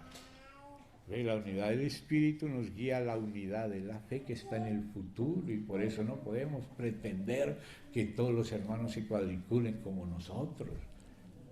Yo no puedo pretender que todos los hermanos sean como el hermano Gino. Pobre iglesia, si fueran como yo. Pobre iglesia. Pero sí, hasta que todos lleguemos, y en eso es que estamos, a la unidad de la fe. Ya tenemos la del Espíritu y hay que guardar lo que tenemos, porque lo que tenemos del Espíritu es lo que nos va a guiar a la unidad de la fe del Hijo. Eso está en el presente y en el futuro. Todavía no pensamos igual porque no conocemos bien al Hijo. Y a veces creemos de manera distinta en algunas cosas, en otras básicas creemos igual, pero en algunas apenas estamos viendo oscuramente porque estamos avanzando, y hay que crecer a la unidad de la fe y hay que llegar. Lo de llegar a la unidad de la fe está en el futuro, y por eso tenemos que tener paciencia con los hermanos, y ojalá también ellos tengan con nosotros, porque estamos juntos alcanzando la unidad de la fe y la unidad del conocimiento del Hijo. No cualquier fe, no la del hermano Gino, no, la del Hijo de Dios. Yo con todos los hermanos estamos creciendo a la unidad de la fe del Hijo, y estamos creciendo hacia la unidad del conocimiento del Hijo. Eso está en el futuro, y si entendemos eso, pues nos toleramos un poquito más las diferencias. No para meter en la olla sapos y culebras, no, meter lo que sea de Cristo. Fe de Cristo, conocimiento de Cristo, lo demás hay que sacarlo de la olla. Pero lo que es del Hijo, si es del Hijo, bienvenido. Si es de la fe del Hijo, un poco más de la fe del Hijo, un poco más del conocimiento del Hijo, amén, bienvenido. Ahora, todo lo otro hay que sacarlo de la olla, amén. Veneno en la olla si ponemos algo nuestro. Tiene que ser del Hijo y nada más, amén. Y eso lo tienen que probar todos. Y las iglesias tienen el deber de probar los que se dicen ser apóstoles, y si no lo son y los encuentran mentirosos, tienen que decir dónde está la mentira. Claro, decirlo con mucha cortesía, decirlo con mucha misericordia, pero decirlo para que la mentira quede afuera, como dice Pablo, que para que la verdad del Evangelio permaneciese con nosotros, él no podía comerse crudo todos los que lo querían controlar y manipular y eso, porque hay algunos que no quieren la libertad que tenemos en Cristo, entonces tratan de manipularnos, y Pablo dice que no permitimos eso a nadie para que la verdad permanezca.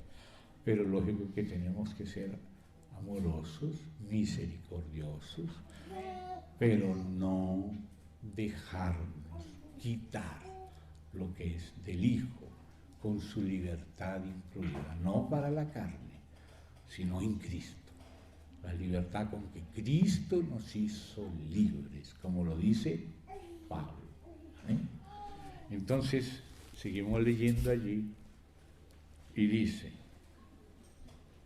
recibimos la gracia, recibimos el apostolado. Note que aquí no dice solamente recibí, ¿ve? Sino recibimos, porque la gracia es dada a todo el cuerpo, y el apostolado no es solo individual.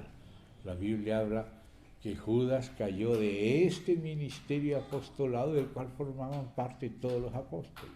O sea, el apostolado es como una torta que tiene muchos pedazos, y cada pedazo es de la misma torta, solo que este pedazo de la torta del ministerio del apostolado le corresponde a Pedro, y el otro pedazo de la misma torta le correspondió a Santiago, y el otro pedazo de la misma torta le correspondió a Juan, y así continúa hasta Matías con los 12 del Cordero, y luego los otros de los apóstoles edificadores del cuerpo, hasta que termine la edificación del cuerpo. Cada uno tiene un pedazo de la torta. Por eso dice Pablo, el ministerio que hemos recibido. O sea, cada uno recibió un pedazo, pero tenemos que juntar todos nuestros pedazos para tener la torta entera. Por eso dice, habiendo llegado a un acuerdo, le ha parecido bien al Espíritu Santo y a nosotros no ponerles muchas cargas, solo lo mínimo necesario, defendiendo la esencia del Evangelio. ¿Ve? Entonces así todos tenemos una parte del ministerio y de la torta, pero todas las partes juntas formamos la torta. No podemos pensar que nuestro pedazo de torta ya es todo el ponqué, todo el bizcocho, no. Esa es nuestra parte. Pero también otros tienen su parte, unos para los gentiles, otros para los judíos, y había 5 cortinas en el tabernáculo, y había que empezar a juntarlas una con la otra, y esta con la otra, y 5 por acá, y otras por allá, y por fin los más contrarios los juntaba al final. ¡Qué maravilla! Que esperó hasta el final para juntar los más contrarios por lazada de azul, 50, número de Pentecostés, número del Espíritu, para entrelazar las cortinas y que se haga una sola tienda. Ese es el modelo y eso es lo que está sucediendo. A veces vemos lo contrario de este por allá y el otro por allá, pero también le llegará su tiempo. Le llegará su hora. Por aquí hay una tela, un grupito por acá, otro por allá, y Dios va juntando este con este, se van conociendo hasta que por fin los entrelaza Dios a los más cercanos. Y los que están un poquito más allá los entrelaza después, ya van 3 por acá, 3 por allá, por fin 5 por acá, 5 por allá, y 10, el número 10, número de la universalidad. Al final el último extremo, con el último extremo del otro lado, los junta, los entrelaza y hace una sola tienda. Y así se edifica la tienda de Jehová, la casa de Dios. Así que tenemos que saber que está previsto y estar dispuestos para que Él haga lo que tiene planeado hacer. Nos lo adelanta a través de la tipología, nos lo adelanta a través de la profecía y nos lo adelanta a través de la providente obra del Espíritu Santo. A veces cosas que no nos gustan suceden, pero esa es la providencia del Espíritu Santo. Nunca hay que olvidar la providencia del Espíritu Santo, hay que estar atentos y dejarle a Dios que haga lo que quiere hacer, porque el que destruye la casa de Dios, Dios lo destruirá a él. Entonces, no queremos ser destruidos, queremos que Él siga su obra. Aquí estamos, Señor. Haz como te parezca bien, eso tiene que ser sincero, porque Dios sabe si es sincero o no. Ahora, por más sincero que sea, necesitamos la gracia. ¿Amén? Porque Él dijo, en vano trabajan los edificadores si Él mismo no edifica la casa.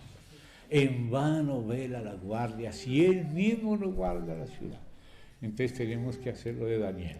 Señor, yo quiero humillarme a tus pies y quiero entenderte a ti, quiero que tú me enseñes y me guíes, porque yo te pertenezco a ti. Grande precio pagaste por cada uno de nosotros. Aquí estamos, haz lo tuyo. Y Él nos enseña en la medida que vamos pasando de siervos a amigos. Él nos va enseñando. Y llegó un momento que Él dice, ya no os llamaré siervos, os voy a llamar amigos. ¿Por qué? Porque todo lo que oí de mi Padre os lo he dado a conocer. O sea, Él a los amigos les revela más. Eso que dijo Jesús, ya no lo había dicho el mismo Padre con respecto a Abraham en figura de la familia de la fe. ¿Qué dijo el Padre? ¿Acaso le voy a ocultar a Abraham, mi amigo, lo que yo voy a hacer? Yo sé que Abraham va a enseñar a su familia que siga mi camino. ¿Cómo me voy a quedar callado y no le voy a contar lo que voy a hacer? Hay un breve con Sodoma y Gomorra. Y Abraham empezó a luchar y bueno, consiguió sacar algunos a Lot. Los yernos de Lot se quedaron sin creer, me parecía que se burlaban, que la danza de Sodoma continuaría. Pero Dios le dijo, y no hará nada el Señor sin revelar su secreto a sus siervos los profetas. Ese es el carácter de Dios. Él no quiere sorprendernos, Él quiere que estemos vigilantes. Pero ¿sabe quién va a ser sorprendido? Los que no le oyen, los que no le consultan, los que no le buscan, los que hacen oídos sordos de sus advertencias. Entonces ya no les queda sino la sorpresa. Pero Dios quiere que nosotros no seamos sorprendidos por su venida, sino que estemos alertas. Aunque no sabemos el día y la hora, sí vamos sabiendo cuándo está cada vez más cerca y estamos atentos a Él. Que Él pueda tener amigos con los cuales pueda hablar y irnos diciendo, mira hijo, lo que está ahí, míralo.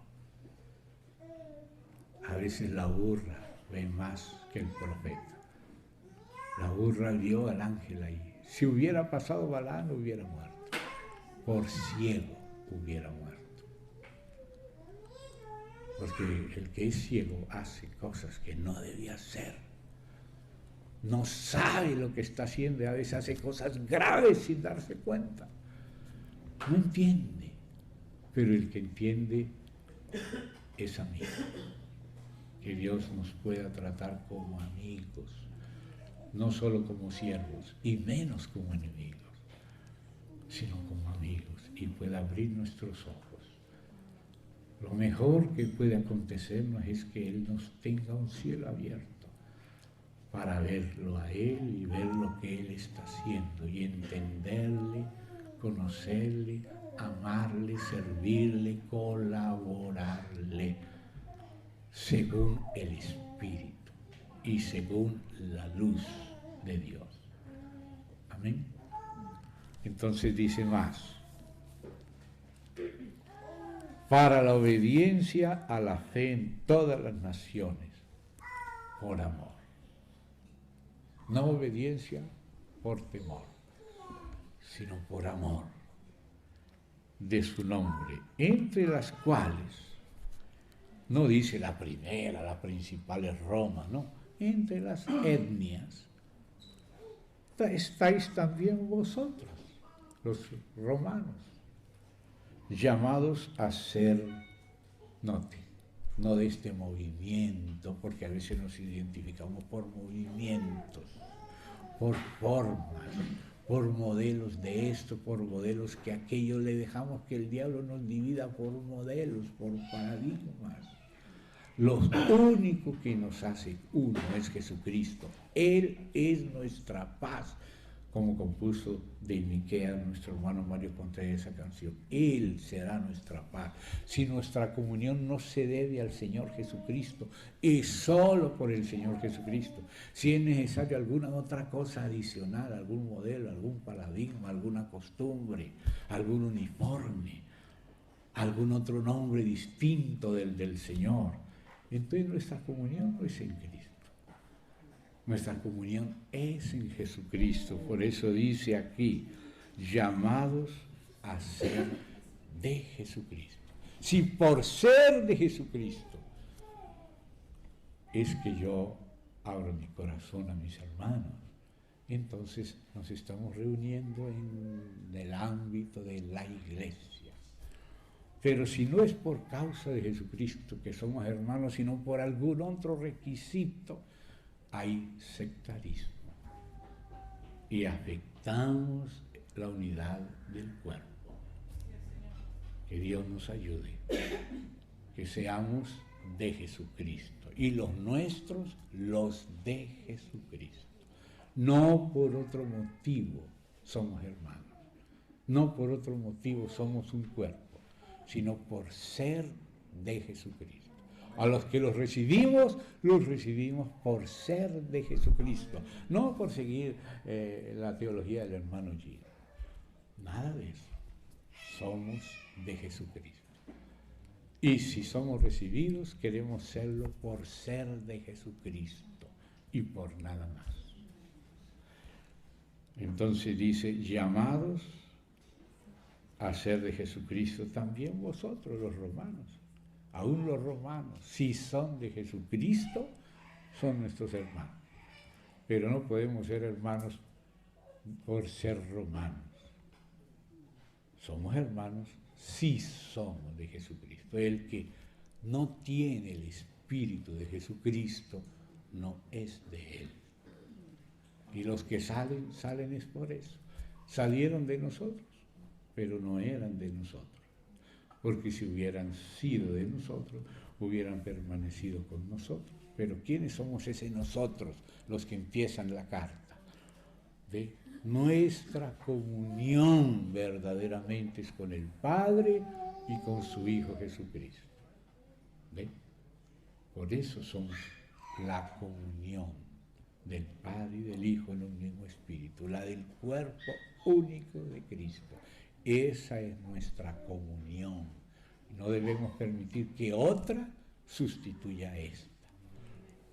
Y dice así: y a todos los llamados que estáis en Roma, amados de Dios, llamados aquí es a ser santos, como decía, a ser apóstoles, llamados santos. En los que estamos en Jesucristo somos santos.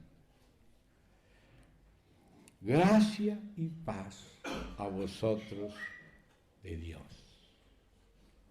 Por eso debemos saludarnos con gracia y paz, no como un dicho, sino con la realidad espiritual. Pero en base a qué incluyo en mi comunión o excluyo de mi comunión a alguien. Eso determina si vi o no la iglesia. La gracia y la paz es para todos los que son de Jesucristo. Por solo eso, por ser de Jesucristo. Entonces dice, y del Señor Jesucristo. Gracia y paz a vosotros, de Dios nuestro Padre y del Señor Jesucristo.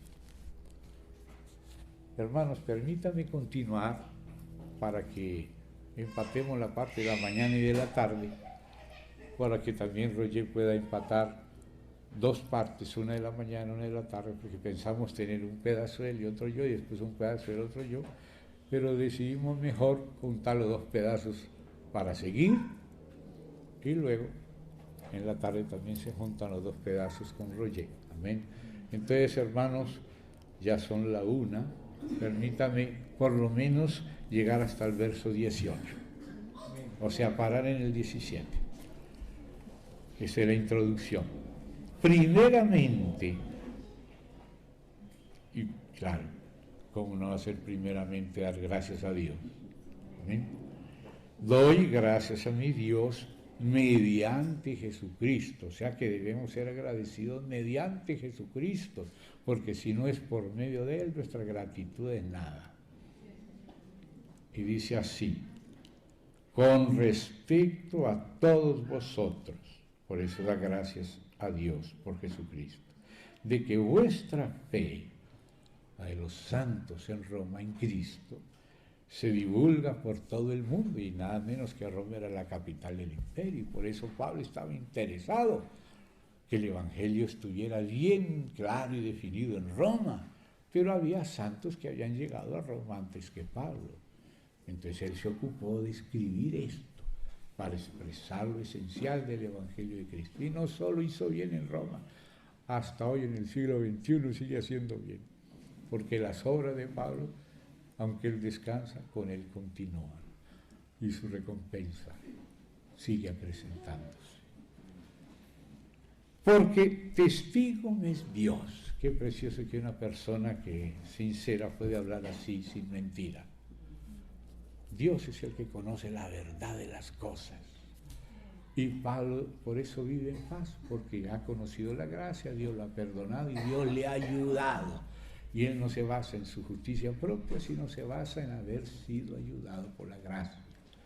Entonces dice, testigo me es Dios a quien sirvo en mi espíritu. Esto es tan importante.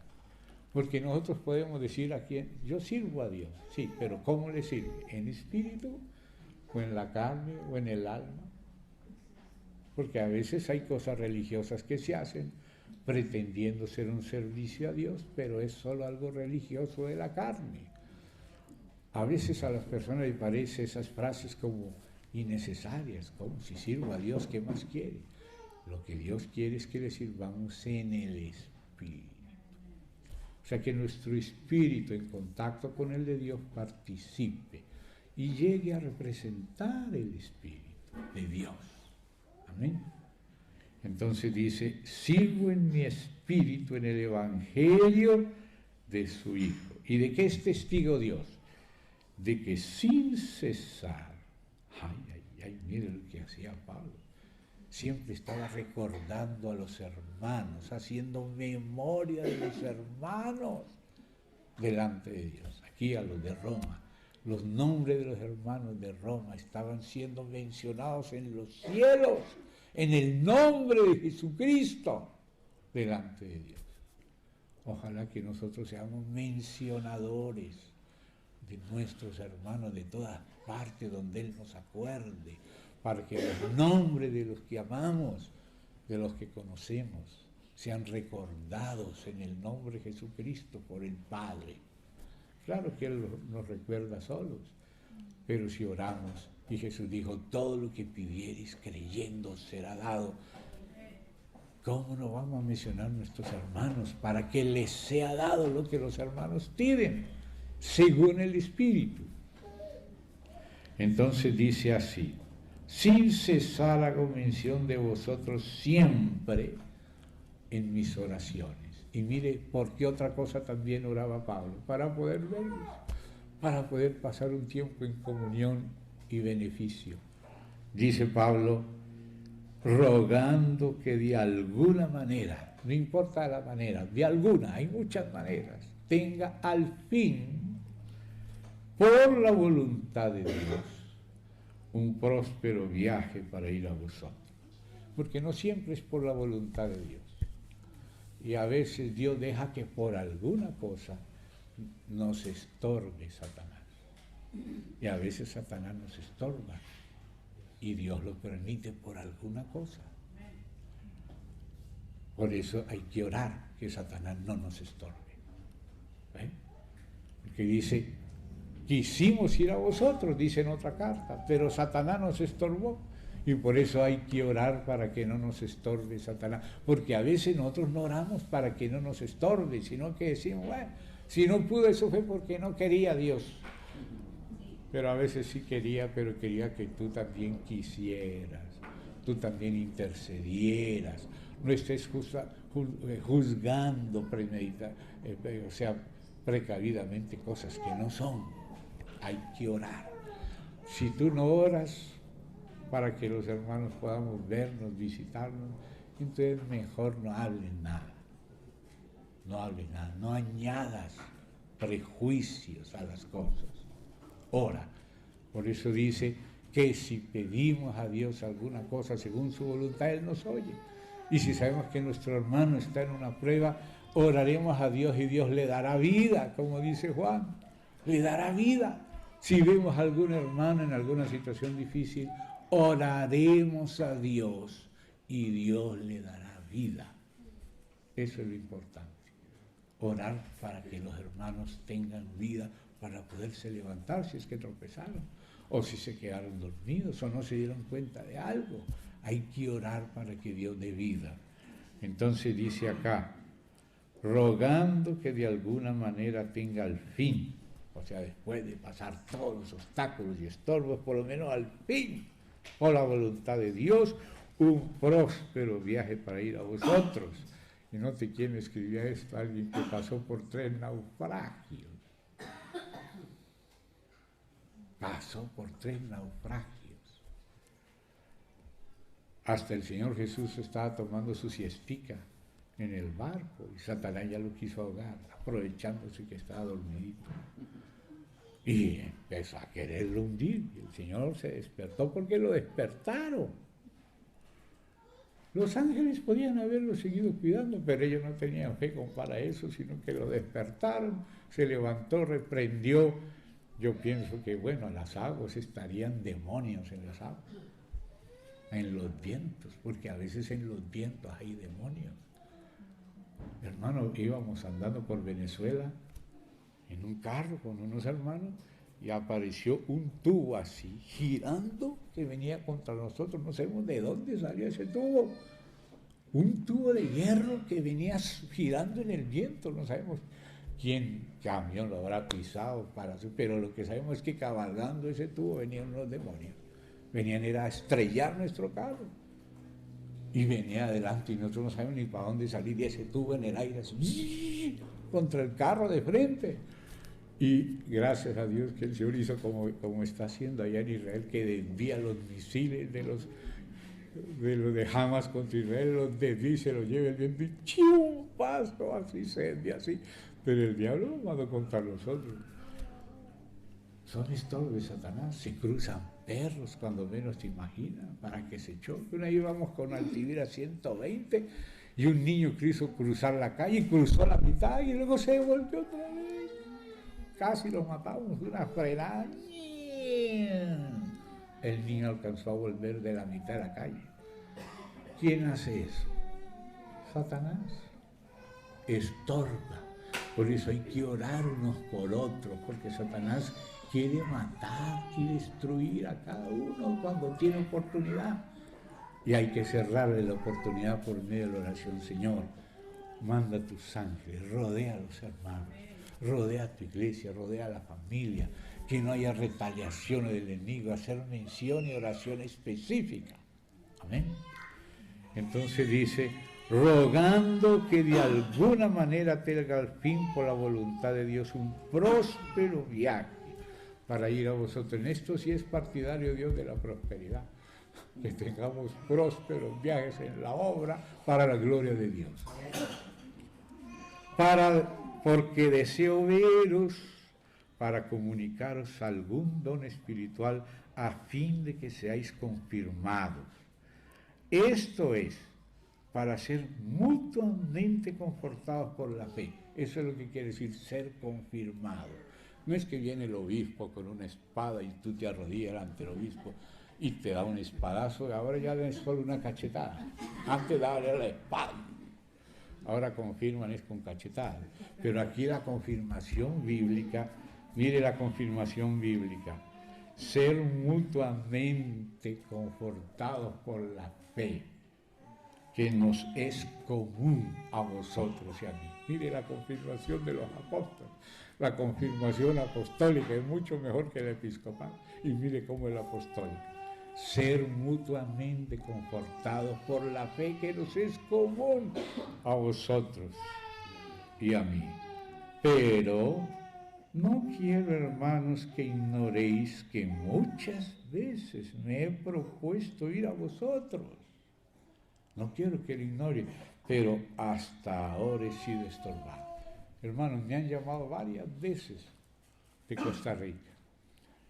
Y está el pasaje listo, está todo listo, pero no puedo entrar ni a la embajada, ni a solicitar el permiso para que me den una visa. Llego hasta la embajada y el policía me dice, mire, llame a este teléfono o a este correo para concertar la cita. Y llamo, y escribo, y no me responden la llamada ni me responden el correo. Y no puedo ni entrar a la embajada, solo me tengo que quedar afuera, el policía ahí. Y si quiere ir, tiene que hacer un arreglo, una cita para pedir el permiso. Pero bueno, yo voy a entrar, no, para hacerlo tiene que ser por este teléfono. Y por eso, hermano, no he podido ir varias veces a Costa Rica por ese estorbo. Me invitan los hermanos de México, y todo listo, todo pagado. Y voy a ir justamente en esos días llegan unos hermanos a visitarnos en casa. ¿Cómo no lo voy a recibir? También me pasó 2 veces que no pude ir a México, 2 veces que no pude ir a Costa Rica por el estorbo de los hermanos. Una vez iba a ir a España, pero el que ha podido ir a España es Roger. Gracias a Dios que ha ido varias veces, pero yo he sido estorbado, aún con todo provisto. Ni siquiera el problema allá en el caso de México era de visa, pero en el otro no podía ir, porque no podía ni solicitar la visa. ¿Se da cuenta? Entonces hay que orar hasta que el Señor le... A veces hay estorbo hasta para ir a predicar a un lugar donde somos invitados por unos y otros no quieren. Entonces hay que orar para que si algo es de Satanás, que el Señor ayude a estorbar a Satanás, el estorbo del que Dios estorbe los estorbos de Satanás, pero hay estorbos, y eso es lo que Pablo no quiere que ignoremos, quiere que sepamos que existen estorbos en nuestra vida y en la obra del Señor, y hay que orar al respecto. Amén. Orar para que no triunfen los estorbos, sino que al fin insistir hasta que al fin los estorbos se han quitado. Una vez le dijo Eliseo a uno de los reyes: mira, esta es la saeta de Yahvé contra los sirios, golpea con ella. Y vino aquel rey de Israel y golpeó 3 veces. Y le dice el Señor, le dice Eliseo, de parte del Señor: ¿por qué golpeaste solo 3 veces? Si hubieras golpeado 8 o 9 veces, hubieras derrotado de una vez a todos los sirios, pero no insististe. A veces es como cuando estamos tan deprimidos y tan desganados que ni para echarle azúcar al jugo le echamos el azúcar y se queda allá abajo, ni la revolvemos. A veces estamos así. Hay que insistir, como insistía Elías, y todavía no se aparece la nube. Insistía, todavía no aparece la nube. Insistía, hasta que vinieron las lluvias. Entonces así, Satanás nos estorba, pero hay un al fin Dios nos conceda lo que estamos pidiendo. Amén. Insistir hasta que al fin nos conceda. No quiero, hermanos, que ignoréis que muchas veces me he propuesto ir a vosotros, pero hasta ahora he sido estorbado, para tener también entre vosotros algún fruto, como entre los demás gentiles. Por eso inclusive no había podido ir a Roma, pero él quería tener fruto para Dios también en Roma. Insistía, pero como no pudo ir, gracias a Dios les mandó esta cartita que llegó no solo a Roma, sino también a Santiago. Amén. Y dice: a griegos y a no griegos, a sabios y a no sabios, soy deudor. Note, hasta de los sabios se sentía deudor Pablo. No te decimos, ¿para qué los sabios? La letra mata. ¿Ven? La letra mata, dejemos a los sabios allá enredados en la letra, pero no es esa la letra que mata. La letra que mata es la ley de Dios, que dice que el que no cumpla la ley debe morir. Esa es la letra que mata. Pero a toda persona de toda clase social, de toda clase cultural, intelectual o erudito o analfabeto, somos deudores. Somos deudores, no despreciemos a nadie. Que Dios puede usarte para con los que Él quiera, porque Él tiene gente suya arriba y abajo. ¿Ven? Entonces, déjate usar por Dios en todo medio, no te sientas cohibido ni menosprecies a nadie de ninguna clase o situación social, porque Dios es el Dios de todos. Amén. Entonces, no menospreciemos ni critiquemos ni pongamos a nadie en menos. Sintámonos como Pablo, deudor, a griegos y a no griegos, a sabios y a no sabios. Así que, en cuanto a mí, ya lo que haga Satanás o los otros, o incluso Dios, en cuanto a mí, pronto estoy a anunciaros el Evangelio, también a vosotros que estáis en Roma. Mire la carta de presentación de Pablo, nada menos que esta epístola.